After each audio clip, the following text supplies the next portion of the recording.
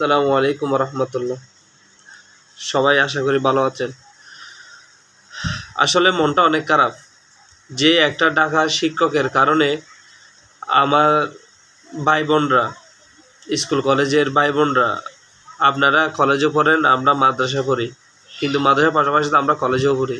কিন্তু আমার ভাই বোনরা, আমরা সবাই কিন্তু ওই যখন আমরা একসাথে মাঠে ময়দানে ছিলাম তখন কিন্তু আমাদেরকে জঙ্গি একাইতে দেন নাই, আপনার টিচারটা দেয় নাই।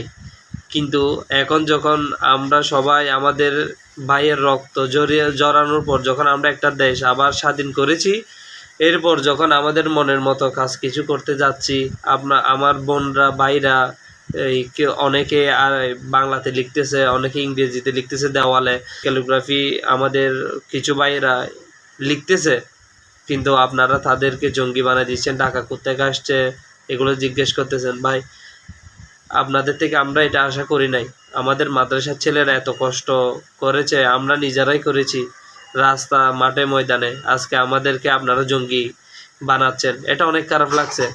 আপনারা যদি, আমি এই ভিডিওটা আপনার ঢাকা শিক্ষকের কাছে যাই কিনা জানি না, যদি আপনারা শেয়ার করেন তাহলে ইনশাল্লাহ উনি শুনবেন।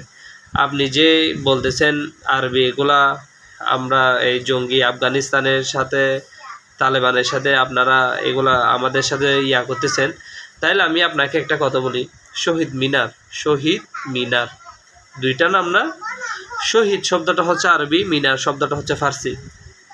ওইটা আপনারা আগে